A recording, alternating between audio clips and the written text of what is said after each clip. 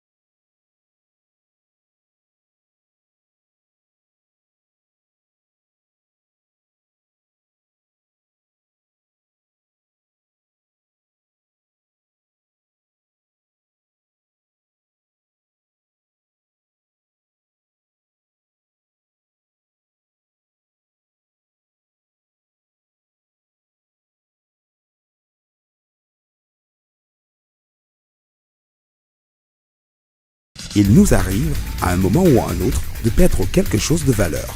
Bonsoir, mesdames. Au revoir, mes clés. Bon appétit.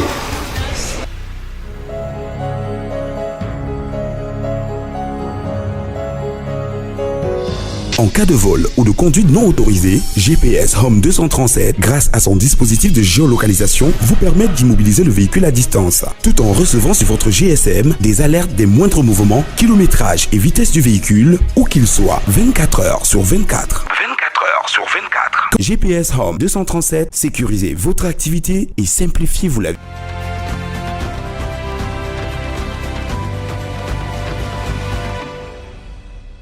Salut à tous et bienvenue dans votre émission My Life. C'est avec beaucoup de plaisir que je vous retrouve ce soir. Nous avons la chance, nous avons eu l'opportunité, je dirais, d'avoir sur notre plateau celui qu'on ne présente plus, le fondateur de Go Ahead Africa, celui-là que nous appelons communément l'apôtre de l'entrepreneuriat des jeunes au Cameroun et dans le monde entier. Je tiens à souligner que c'est le premier noir à être président de la Chambre des commerces international. Je vous prie, mesdames, de prendre le point en fait avec notre invité et on se retrouve juste derrière.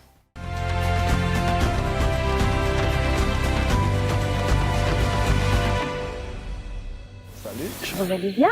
Très bien. C'est un plaisir. Plaisir partagé. Merci déjà de nous honorer de votre présence parce que je sais que vous êtes quelqu'un de vraiment suivoqué.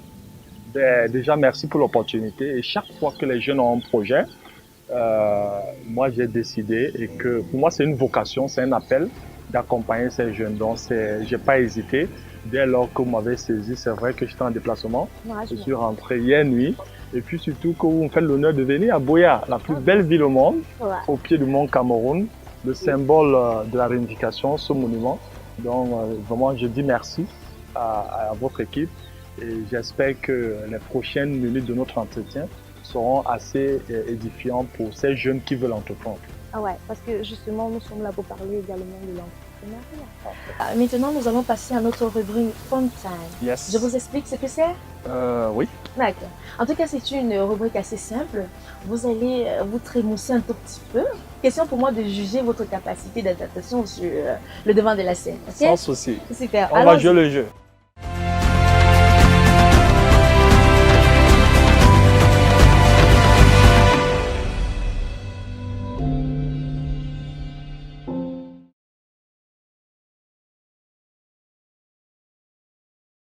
Tu me connais, oh ouais. Je mourrais pas si je pouvais, oh ouais. Juste pour te voir sourire, jusqu'à la fin de nos vies, si je pouvais, je le ferais. À tous les autres filles, hasta la vista, I'm not a playboy. I go mare mare, I go mare mare na you, yeah. I go mare mare, I go mare mare na you, yeah. I go leave you jamais, jamais. Jamais, jamais, séparés, jamais, jamais.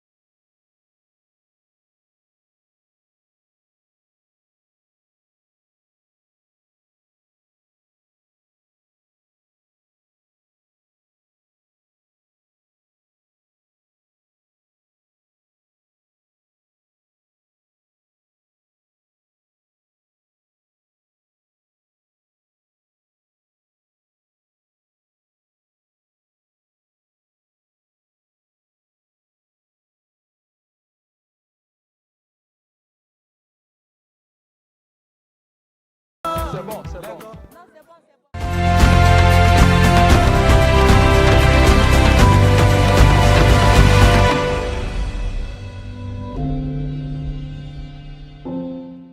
Voilà, nous revenons de notre Fun time. de notre fun time. Yeah. Maintenant, nous allons aborder une autre rubrique. En fait, c'est The Talk.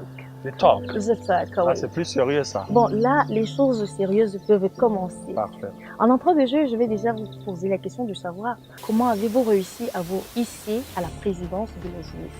Ok. Il faut avouer que je deviens membre en 2002 parce que le président national de la Jeune Chambre internationale Cameroun est de Boya, Ted Ayon.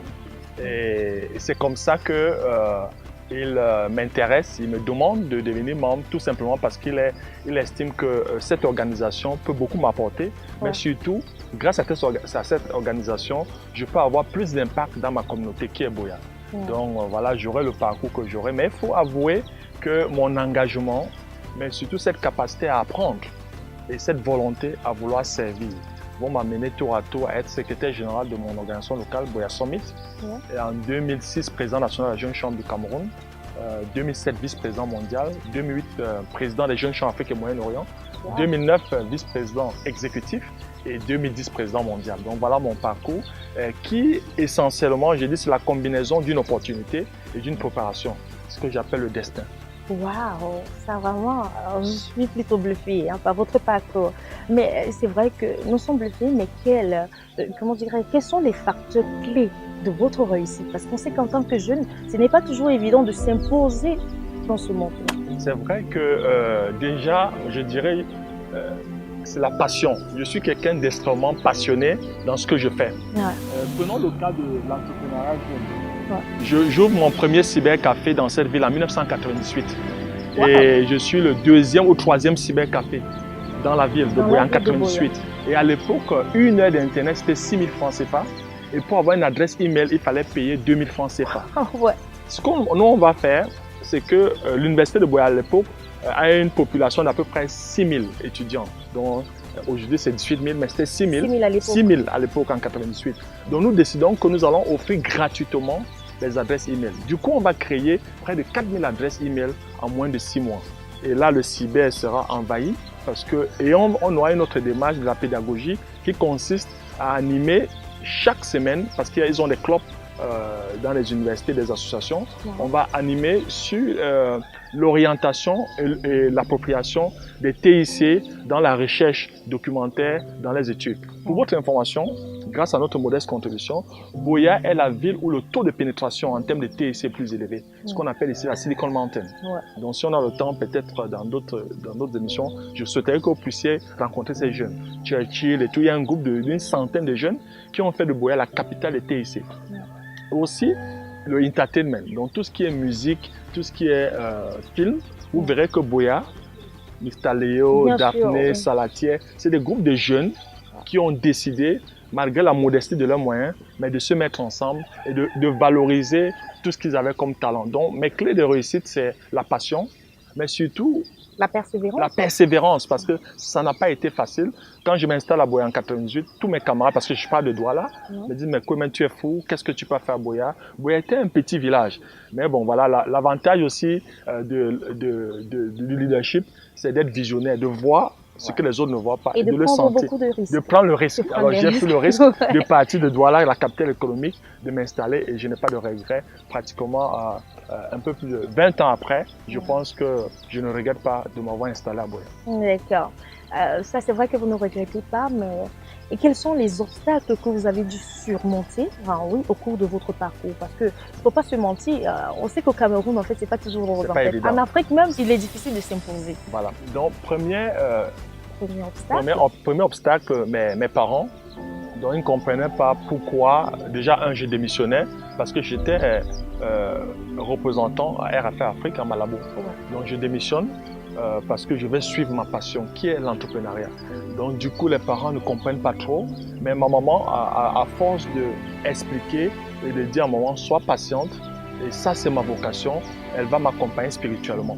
Deuxième obstacle, c'est aussi les amis, parce qu'ils ne comprennent pas. Un, tu quittes une entreprise. Deux, au lieu de t'installer à Douala ou à Yaoundé, tu décides de venir à Boya. Du coup, tout le monde pas que vous êtes la risée, mais vraiment chaque fois, il faut s'expliquer. 3, c'était déjà la petitesse de la ville, il faut avouer, et c'était dans un domaine, les TIC, donc Internet, où c'était encore un luxe, donc il y avait beaucoup de pédagogie à faire.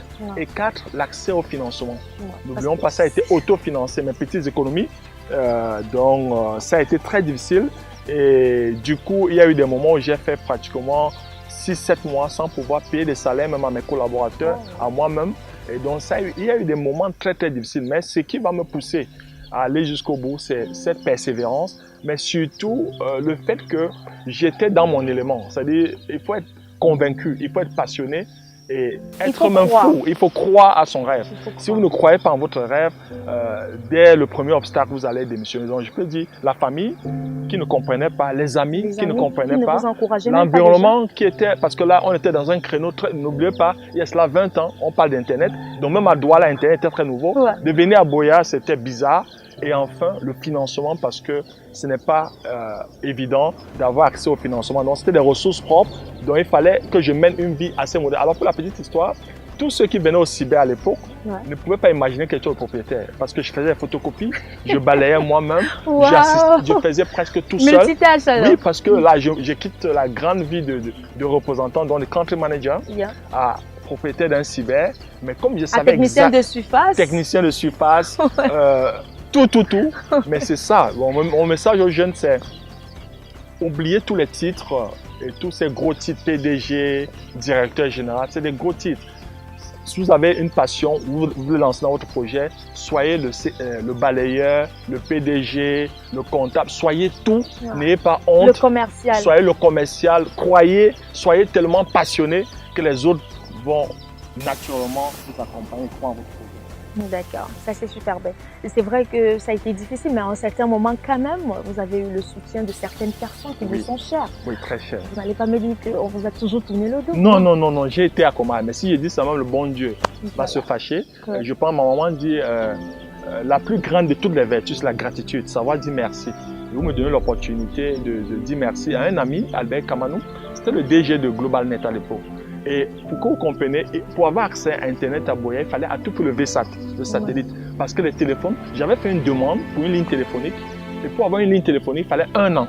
Parce que il faut que les jeunes comprennent. Oui, non, pour avoir même une ligne, parce que ce n'était pas possible, il n'y avait que Camtel à l'époque. Donc c'était tellement. Et les lignes dédiées, donc les lignes pour Internet, étaient les lignes, il fallait 1 an, 2 ans. Alors je fais cet investissement et je n'ai pas accès à Internet. Je rencontre ce jeune qui est un compatriote qui rentre des États-Unis. Et il croit en moi, vient à Boya, me dit, bon Roland, je vais t'accompagner dans cette aventure. Donc on fera un 50-50 pour installer le VSAT. Parce que Internet à l'époque, ce n'était pas satellite. Et lui, il était ingénieur, c'est lui qui va installer le VSAT. En contrepartie, parce que je peux dire aujourd'hui, qu'est-ce qu'il gagnera? Je serai son consultant, tout ce qui est stratégie, tout ce qui est marketing et tout ce qui est aussi management de son entreprise. Parce que j'ai une bonne connaissance du Cameroun et lui, il rentre des États-Unis. Donc voilà comment ensemble, vous avez fusionné. On a fusionné et il y a eu un win-win partnership et il va m'accompagner dans ma croissance. Et du premier cyber, on va commencer à installer les centres multimédia en milieu scolaire. Et c'est comme ça que on va accéder à la fondation d'une entreprise que je ne vais pas citer. Et cette entreprise va nous accompagner pour le déploiement. Et chaque année, on va installer à peu près 15 centres multimédia dans tout le Cameroun. Donc de Boya, comme la petite structure, commence à installer les centres multimédia dans tout le Cameroun. À la fin du projet, on a installé près de 80 centres multimédia dans tout le Cameroun. On a touché près de 300 000 enfants. Pour moi, c'est, comment on dit en anglais, the best legacy. Ce n'est même pas Go Ahead. Go Ahead, c'est après la présidence mondiale de la jeune chambre. Là, je suis déjà connu. Mais le projet qui me fait venir à Boya, c'est ACTCOM, qui est une petite organisation qui décide de rapprocher Internet des jeunes. Et aujourd'hui, on parle de la Silicon Mountain à Boya. C'est grâce à ACTCOM, en 1988, on a formé des centaines de jeunes qui aujourd'hui détiennent leur propre start-up. Ce n'est pas évident, c'est toujours difficile, mais on est toujours à côté. C'est vrai qu'ils sont à court de financement. Le financement, c'est le plus gros défi. Le financement, c'est le plus gros défi, mais ne pas se décourager. Mais comment expliquer ça? Je ne vous coupe pas. Comment expliquer ça? Parce que quand nous sommes dans un pays où nous avons des ressources. Oui. Et pourquoi il n'y a pas d'accompagnement? C'est parce qu'on ne croit pas assez aux jeunes ou alors c'est parce qu'on est désespéré? Non, je pense qu'il faut qu'on continue à faire le plaidoyer auprès des autorités étatiques de pouvoir véritablement mettre les moyens pour accompagner les jeunes. l'État le fait, mais l'État ne le fait pas assez. Oui. Et même quand l'État le fait, il y a beaucoup d'arbitrages. Ça, même avec le ministre de la Jeunesse, on en a parlé. C'est-à-dire, même quand on accompagne les jeunes, ce ne sont pas les vrais jeunes. Oui, en fait, il faut être dans le relationnel. Voilà. Donc souvent, c'est le neveu, c'est le cousin. Or, l'entrepreneuriat ne se décrète pas. Vous avez décidé de vous lancer dans cette production, vous avez vu, c'est pas évident. Les gens vont seulement voir une belle dame à la télé et tout, mais le bac, derrière, il y a toute une équipe. Il y a des ratés, des répétitions, des frustrations. Donc, il faut que des jeunes soient accompagnés et que les vrais jeunes qui entreprennent, qui se battent, soient accompagnés. C'est là où je pense qu'il y a un tendance d'achat. Donc, le gouvernement fait beaucoup, mais doit davantage faire. Donc, parce que l'entrepreneuriat, c'est... Il faut valoriser la méritocratie. Et il faut s'appuyer sur les jeunes qui sont déjà opérationnels, au lieu de fabriquer des jeunes qui n'existent pas. Parce que qu'est-ce qui se passe? Dès lors que le gouvernement dit nous allons mettre tel milliard pour des projets jeunes, alors vous voyez des tontons dans les ministères. Le placement, viens. Non, ça, c'est pas une opportunité. Voilà, ou bien piquer les projets des jeunes, ce n'est pas ça. Moi, je pense c'est d'aller sur le terrain, les jeunes qui se débrouillent déjà, les appuyer, les accompagner. C'est ça le mot accompagnement. Donc moi, je pense qu'ils ne doivent pas désespérer. Dans tous les cas, dans l'âme, on a des jeunes qui sont tellement battants qu'avec ou sans soutien, les gars vont sauf que entreprendre et émerger. Donc voilà. Ok, merci beaucoup. Merci beaucoup de nous avoir accordé cette interview. Je pense que nous allons passer à autre chose. Nous avons une autre rubrique, c'est le Street View. C'est quoi Street View? Je vous explique. Nous laissons la possibilité aux jeunes qui ont suivi votre parcours de vous poser certaines questions. J'espère que vous êtes prêts à répondre. Parfait, je suis prêt, je suis open. Super. Allons-y dans les rues de Boya pour prendre certaines questions et on revient.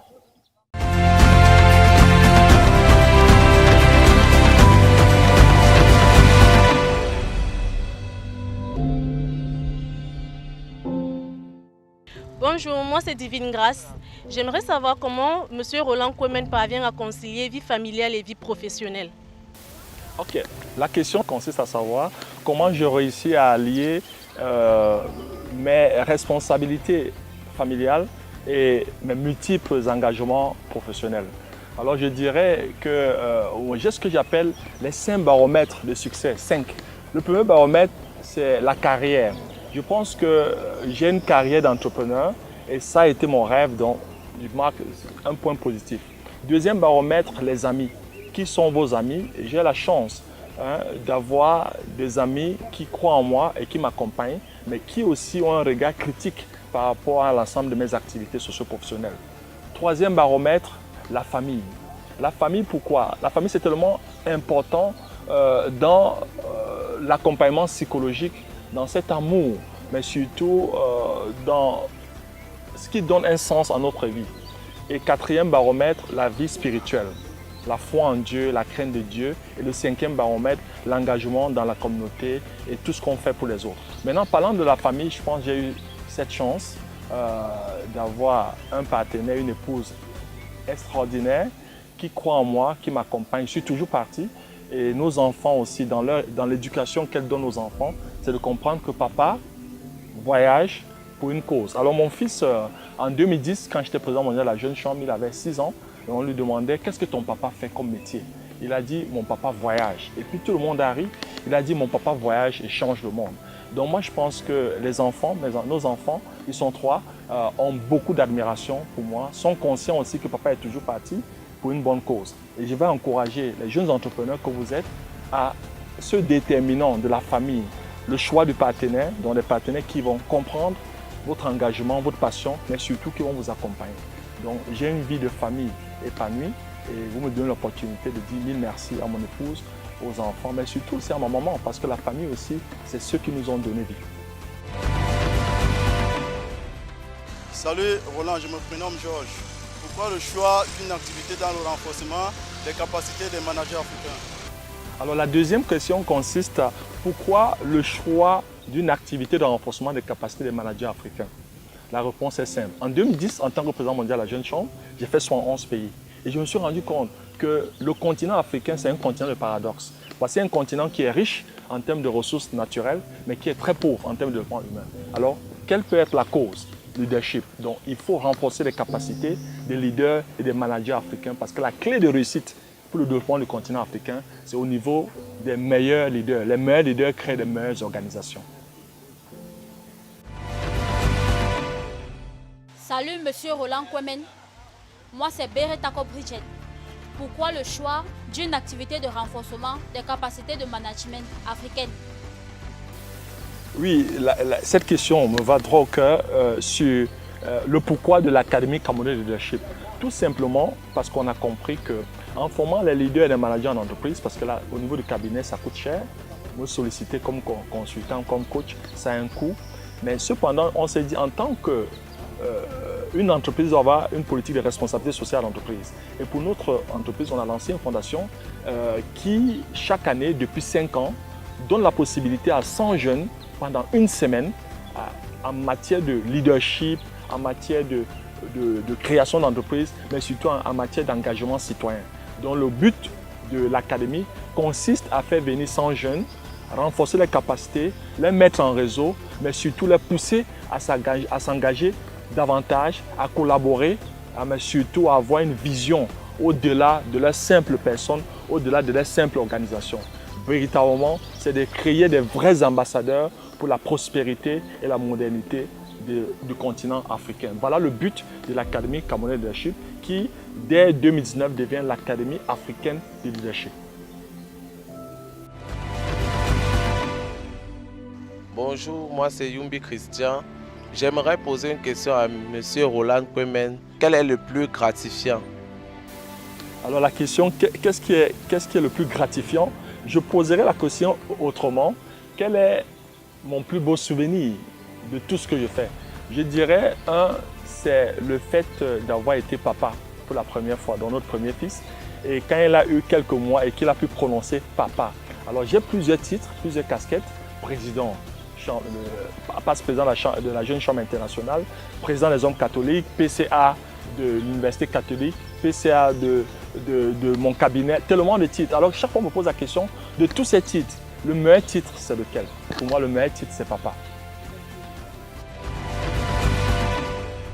Je pense que les leaders sont avant tout des serviteurs et on est riche que d'hommes. Je pense que si on me demandait quel est le souvenir que je voudrais qu'on garde de moi en tant qu'être humain, je dirais, je voudrais qu'on garde le souvenir de quelqu'un qui aura accompagné des milliers de jeunes de par le monde à non seulement à réaliser leurs rêves, mais comme je le dis chaque fois, s'il me considère comme un papa, le rêve de tout parent, c'est que son enfant soit meilleur que lui. Et mon rêve en tant qu'accompagnateur de la jeunesse, c'est que ces jeunes font mieux que Roland Kouemen. Donc c'est le mot accompagnement.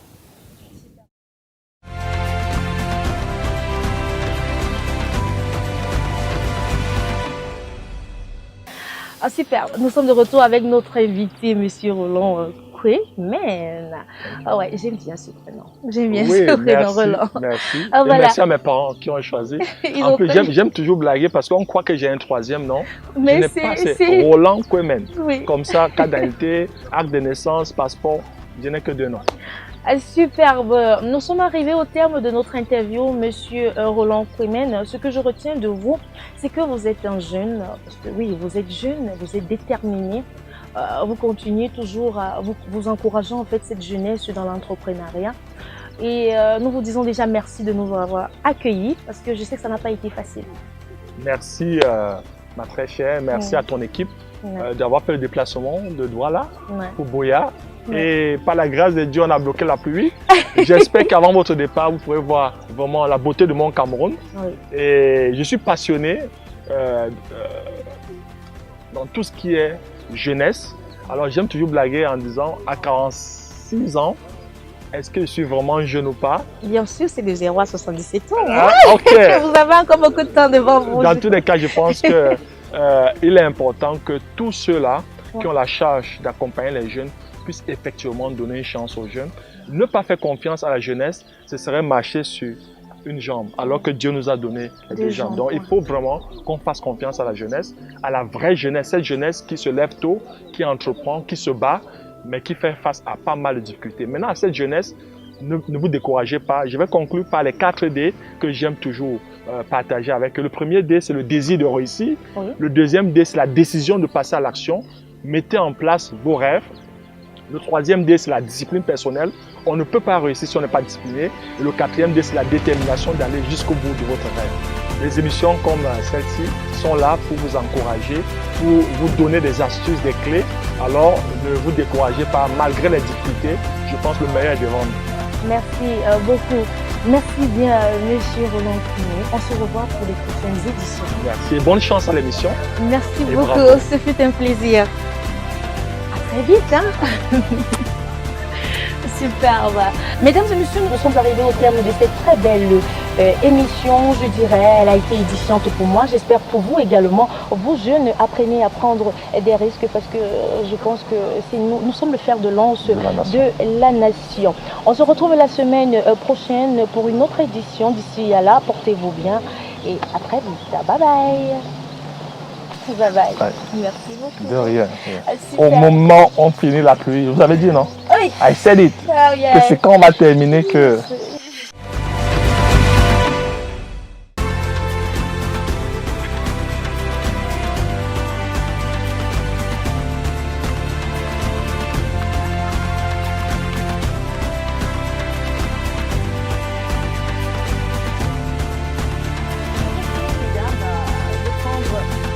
En fait, avec notre invité, on se retrouve juste derrière. Ok? Bon, ça j'ai toujours goûté, mais c'était.